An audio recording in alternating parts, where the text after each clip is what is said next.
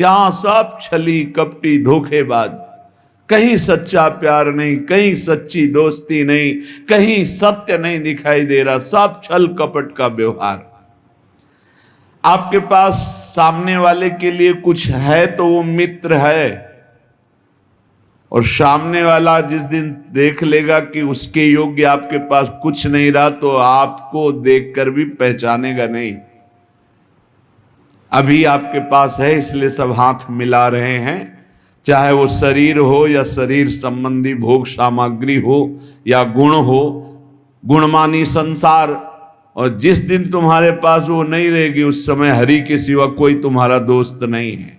और हरि से दोस्ती कर लो, जीवन सार्थक हो जाएगा, आनंदमय हो जाएगा। समझो आप, यहां सीधे प्रकृति से ही संबंध है, परमात्मा के संबंध की कहीं कोई वार्ता नहीं जगत में। ये जो हम पत्र पुष्प फल आदि समर्पित करते हैं इसमें भाव होता है, भूखे नहीं हैं, भूखे नहीं भगवान तुम्हारे, बहुत करुणामय है। चाहे हरि हो, चाहे हर हो, चाहे जो भी भगवत स्वरूप हो, बहुत करुणामय है, करुणा का साक्षात स्वरूप है। हमारा संबंध प्रभु से जो है उसको हम स्वीकार नहीं कर रहे, बस खास बातें हैं। और प्रकृति से शरीर का संबंध है, और हम शरीर को मैं मानकर प्रकृति से संबंध माने हुए, परमात्मा से संबंध नहीं, यही बड़ी हानि हो गई। और प्रकृति अर्थात संसार का संबंध कभी सम नहीं होता, बराबर नहीं चलता, नहीं चलेगा, एक जैसा बराबर कभी नहीं रहेगा। ये शरीर नहीं रहा तो इसका संबंध कैसे बराबर रह सकता है? कभी तो ये बालक था, किस घड़ी किस मिनट जवान हुआ पता नहीं चला, कब मुझ के बाहर निकले, तिथि तारीख है कोई तारीख किसी के पास? आज तक कोई विश्व में बतावे किस दिन तुम्हारे मुझ का बाल निकला, किस दिन तुम जवान हुए, किस दिन तुम बुढ़ापा कब मर जाओगे, तुम्हें पता नहीं। और ऐसे झूठे प्रकृति से इतना जोर का संबंध है कि यही लगता है मैं हूं। प्रभु जो हमारे हैं वो हमारे नहीं लगते। घनिष्ठ से घनिष्ठ संबंध में विषमता आ जाएगी, प्रकृति संसार से घनिष्ठ संबंध में कटुता विषमता आएगी, आएगी, देख लेना। क्योंकि यहां समता है नहीं, ये विषम है संसार, समता नहीं है यहां।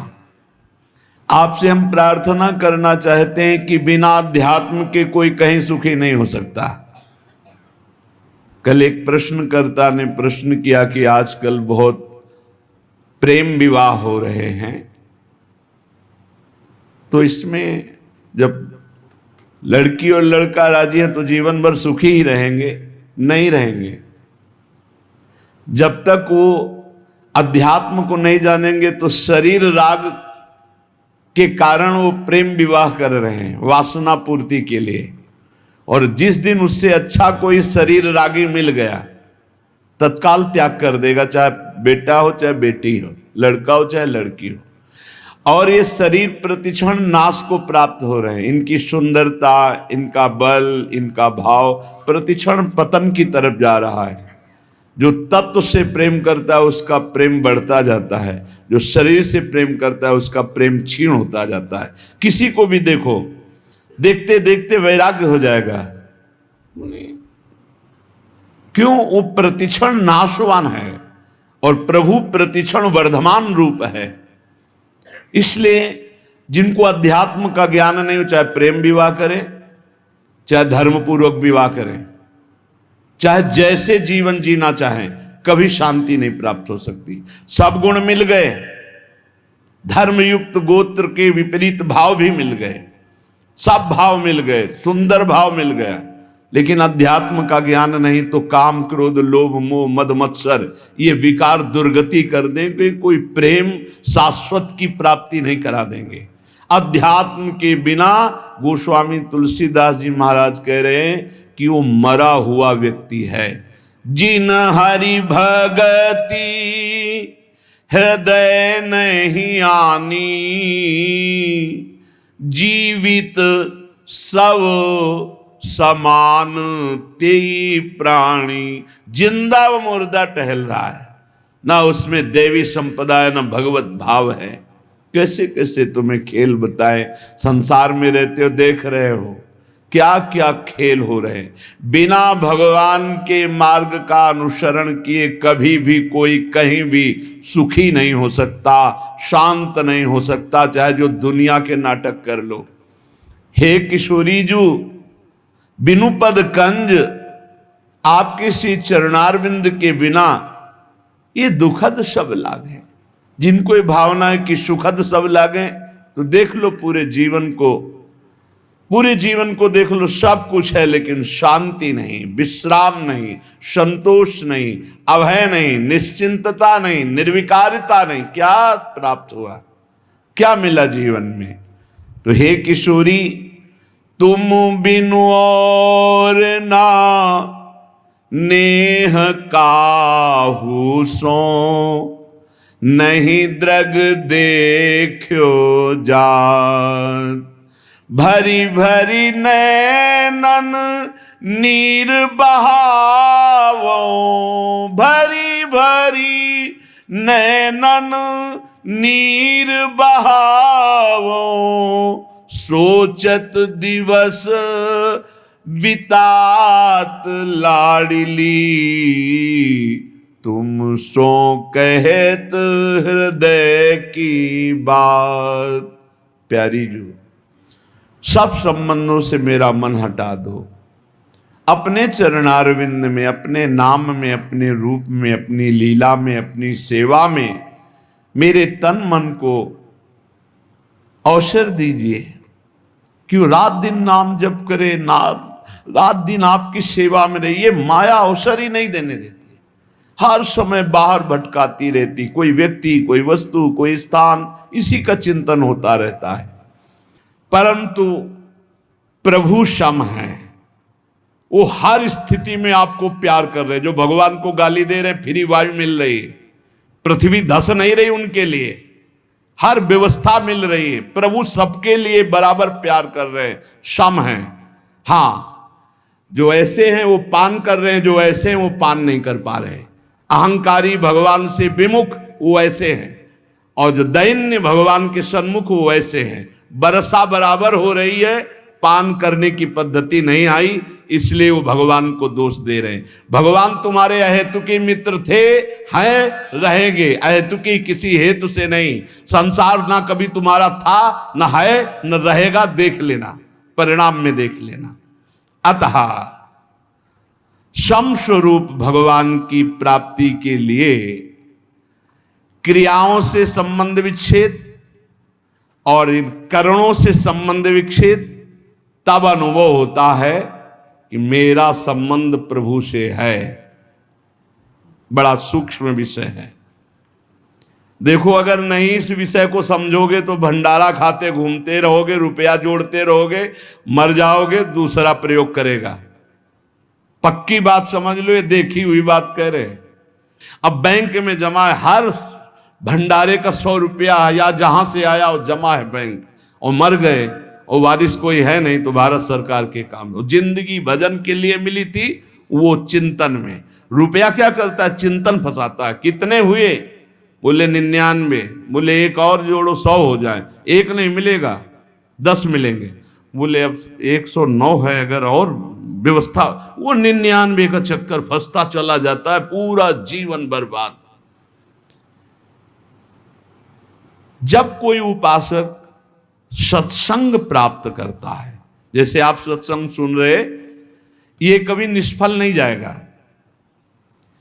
सत्संग बोध करा के ही छोड़ता है।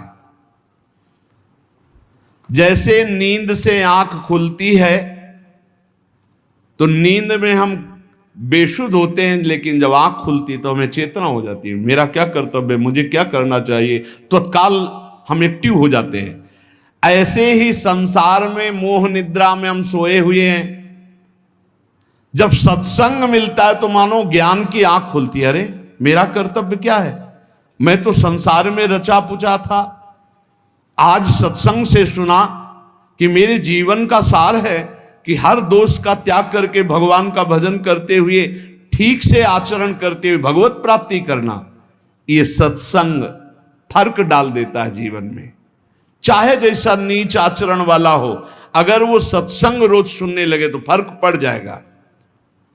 पर यह ध्यान देना है, सत्संग शास्त्र सम्मत को ही कहते हैं।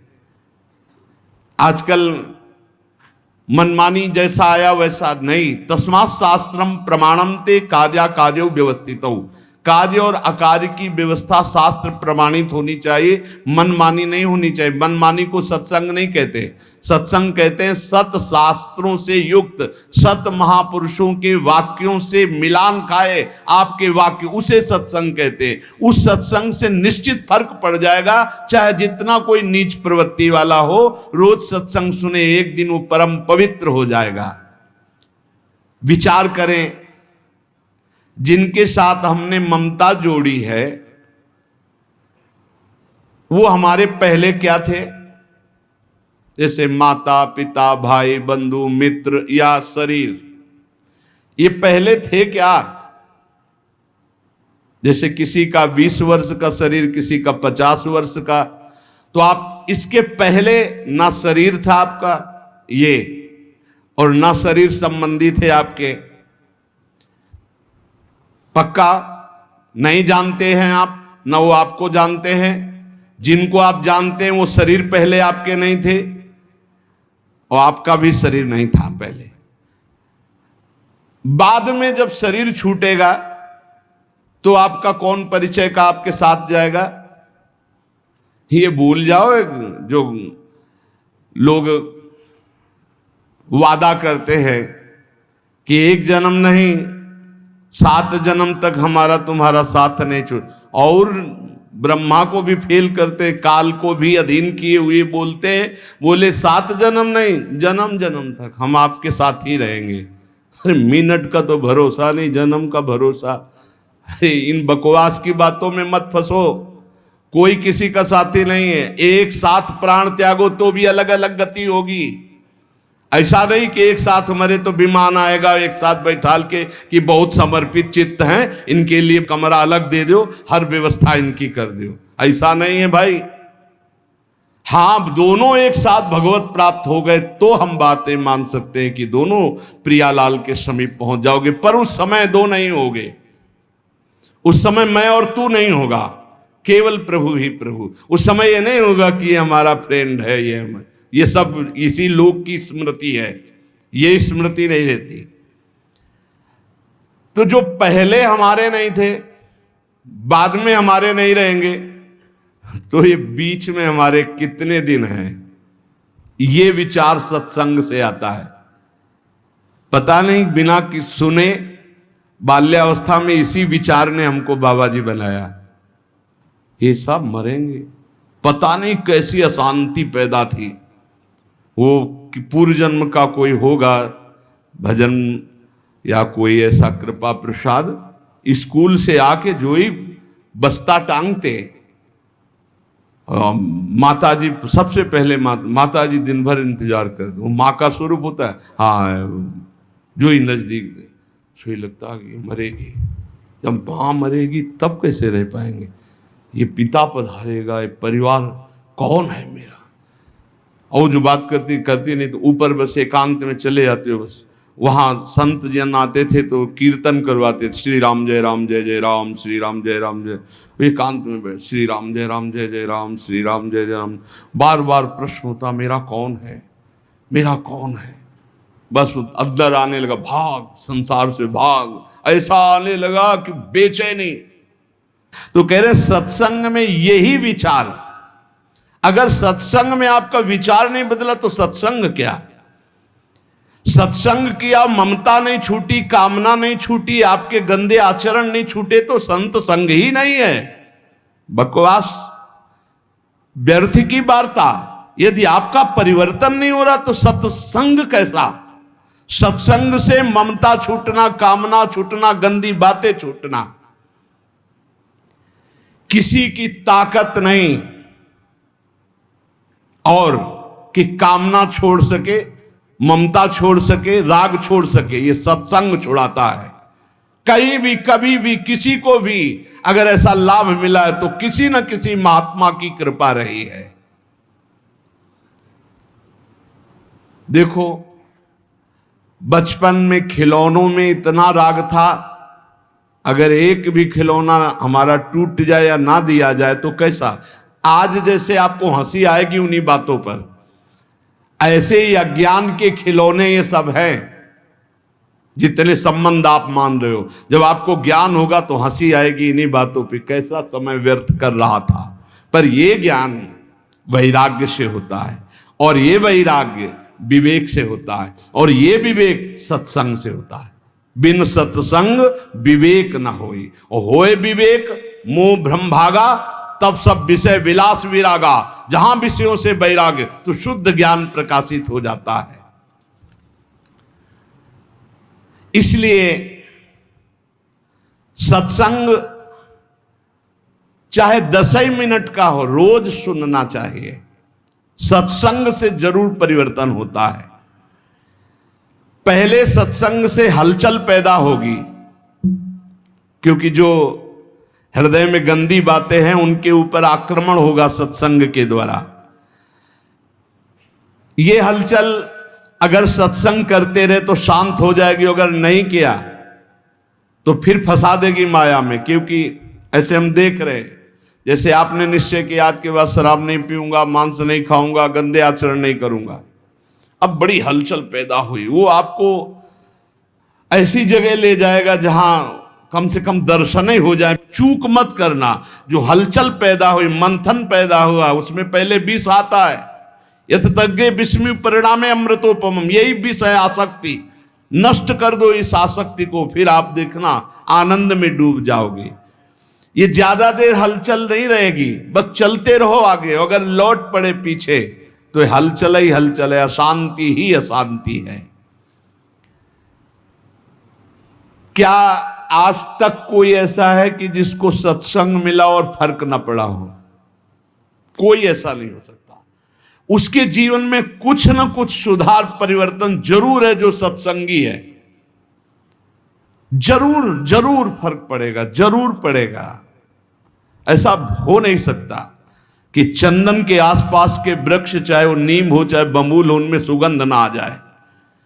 ऐसे ही संत संग से जीवन में भागवतिकता ना आ जाए, ऐसा हो नहीं सकता। या वो संत नहीं है और या आप बहुत बड़े अपराध कर रहे हो वर्तमान में, इसलिए कोई फर्क नहीं पड़ रहा।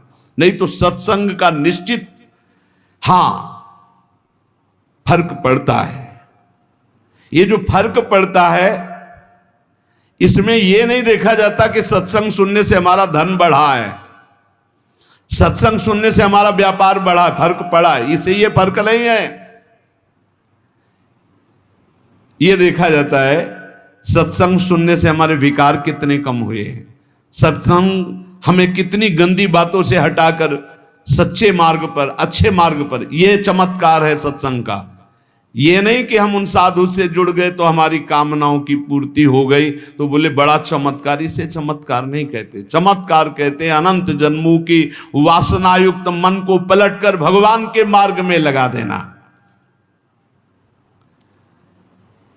सुख और दुख ये दोनों पूर्व प्रारब्ध कर्म के अनुसार मिलते हैं, लेकिन सत्संग दोनों में सहन करने की सामर्थ्य देता है।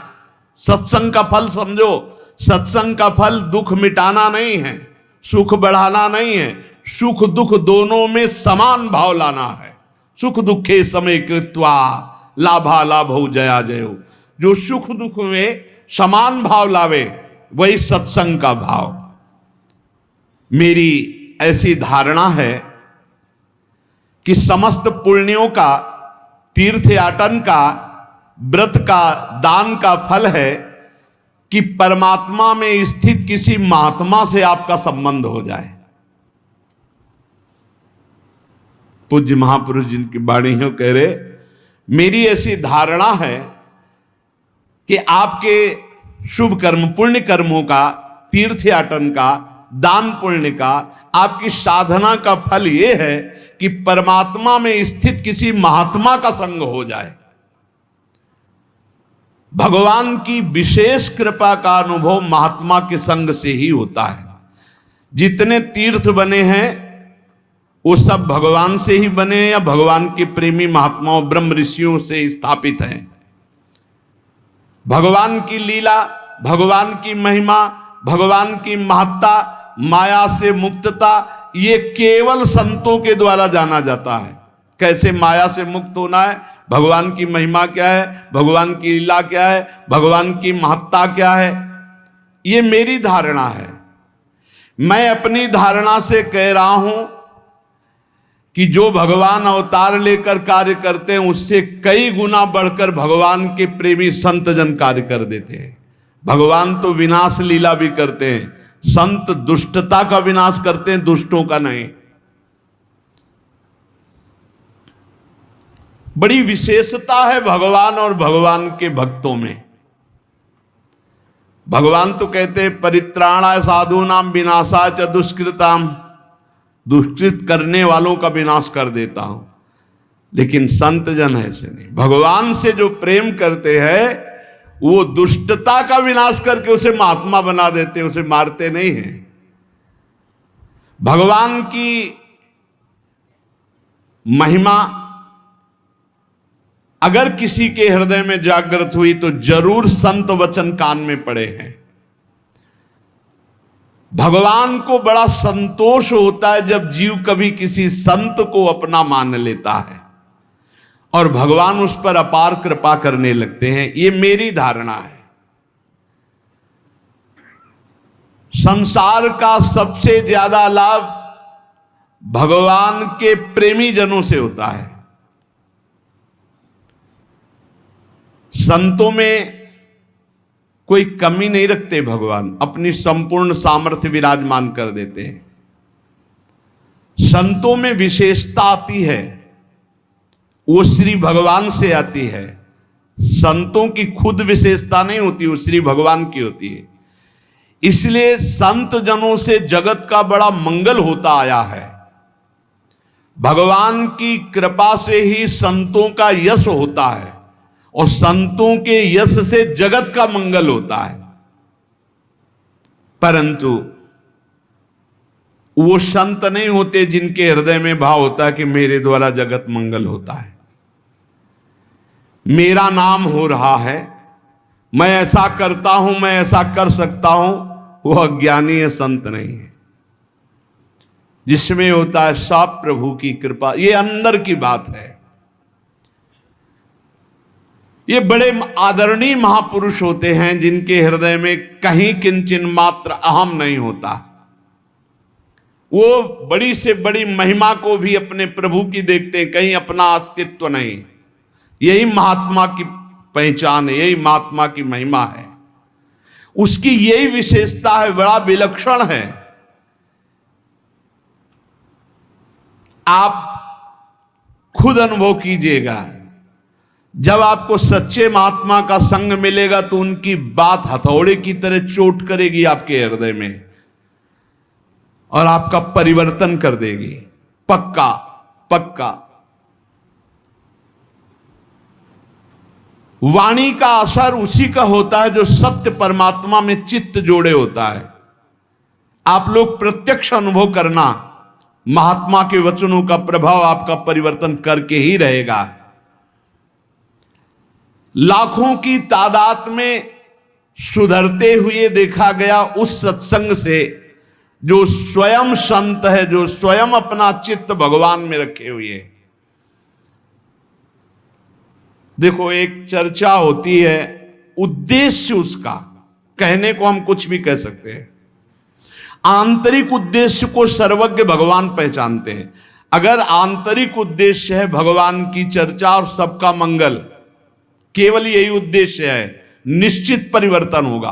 वो आंतरिक उद्देश्य है अर्थ प्राप्ति, भोग प्राप्ति, मान प्राप्ति, भगवत प्राप्ति की कहीं कोई आंतरिक बात, उसका प्रभाव नहीं पड़ेगा। थोड़ी देर मनोरंजन भले हो, प्रभाव नहीं पड़ सकता। भगवान में जिन्होंने चित्त जोड़ दिया, ऐसे संतों की अपार महिमा, अनंत असीम प्रभाव। मेरी वाणी में सामर्थ्य क्या मैं कह सकूं। आज तक संसार में जितनी अच्छाई है, भलाई है, उसमें किसी न किसी महात्मा का उसके जीवन में हाथ है। आज तक किसी का इस संसार से कल्याण हुआ है, उद्धार हुआ है, किसी न किसी महात्मा की शरण में वो गया है। तब ऐसा कोई नहीं है जो महात्मा की शरण में ना हुआ हो और उसका कल्याण हो गया हो, उसमें दैवी संपदा आ गई हो, उसका उद्धार हो गया हो। बड़े भाग्यशाली हैं जिन पर महात्माओं का अपनापन है। महात्माओं से अपनापन पुण्यात्मा, लेकिन जिनका महात्माओं ने अपनापन स्वीकार कर लिया, ये अपने हैं ऐसा जिनके चिंतन में आने लगा, बड़े भाग्यशाली हैं।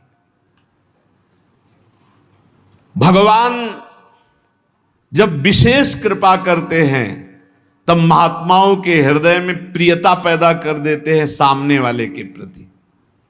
नहीं तो निरपेक्ष महात्माओं के हृदय में कैसे आ सकता है कि ये अपना है।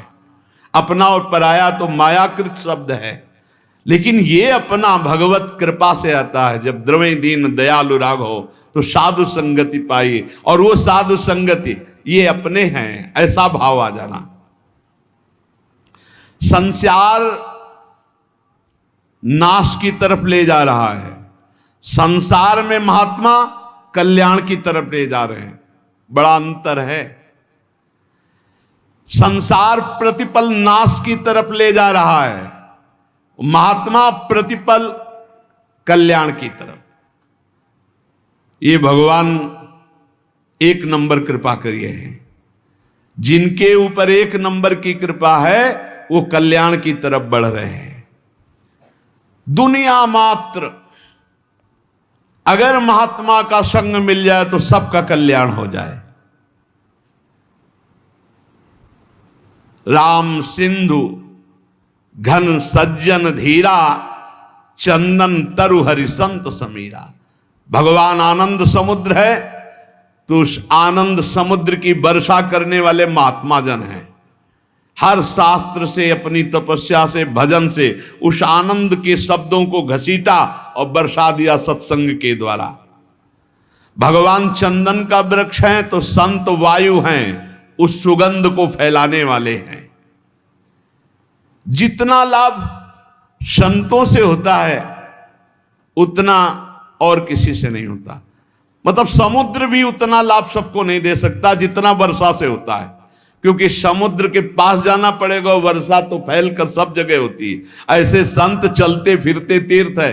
भगवान आनंद समुद्र हैं, तो आनंद समुद्र तक पहुंचना बड़ा कठिन, तो उस आनंद समुद्र की हर आनंदमयी बात लेकर संत जन प्रवचन के द्वारा, सत्संग के द्वारा संसार को भिगोते रहते हैं भगवत रस में, भगवत आनंद में। आनंद की बाढ़ अगर कहीं आई है तो सत्संगी के हृदय में ही आई है। भगवान के प्रेमी भक्त अगर कोई बने हैं तो संत कृपा से बने हैं। इसलिए अगर किसी को सत्संग प्राप्त हो गया है तो उसे छोड़ना नहीं, ये दुर्लभ वस्तु है।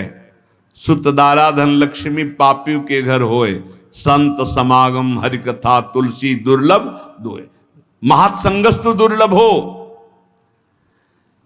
भगवान का पूजन करना, भगवान का भजन करना, भगवान का चिंतन करना आज तक किसी के जीवन में आया है तो संत संग से आया है। हम तो ये देख पा रहे हैं कि भगवान से भी अधिक कृपा महात्माओं की जोरदार होती है, क्योंकि भगवान सबके हृदय में रहते हुए भी दुर्गति बंद नहीं हो रही, और संत का सानिध्य प्रगट में मिल गया तो दुर्गति वहीं से रुक जाएगी। बिल्कुल सच्ची बात। हमारा सबसे बड़ा लाभ का केंद्र संत महात्मा है। विश्व का आज तक जो लाभ हुआ वो संतों से हुआ है। लीला देखने में, लीला सुनने में हमारे हृदय में तभी प्रीति होगी जब प्रेमी महात्मा गायन करेगा। खास बात है, जो भगवान से प्रीति करते हैं वो जब चर्चा करते हैं तो एक विशेष आनंद होता है। भगवान के प्यारे भक्त साक्षात परम पावन तीर्थ स्वरूप होते हैं। उनके दर्शन स्पर्श मात्र से पाप नष्ट होते हैं।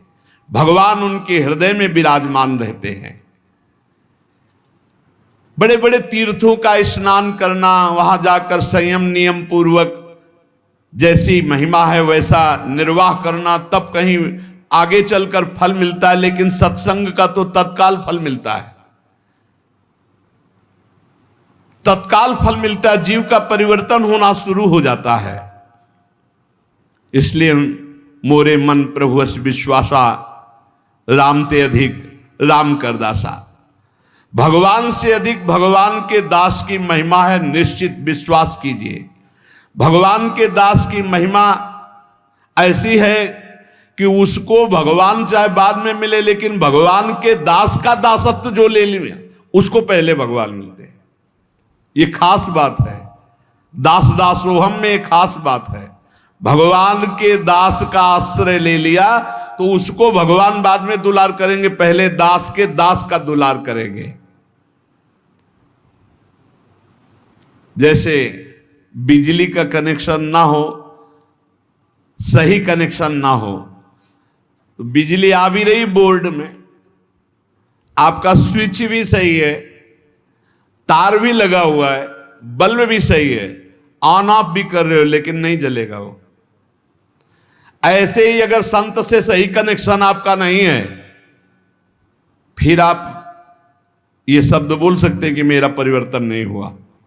बल्ब भी सही है, तार भी सही है, स्विच भी सही है, बोर्ड में बिजली भी आ रही है, बस थोड़ा और अंदर डालने की जरूरत थी तार, जिससे कनेक्शन हो जाता। कनेक्शन नहीं हुआ तो ऑन करते रहिए, वो जलेगा नहीं। तब आपको लगेगा कि बिजली नहीं है, नहीं, बिजली है, उसमें आपके कनेक्शन की कमी है। यदि मन वचन कर्म से किसी भगवत प्रेमी महात्मा का आश्रय ले लिया जाए तो भगवान की शुद्ध शरणागति बहुत जल्दी प्रकाशित हो जाए।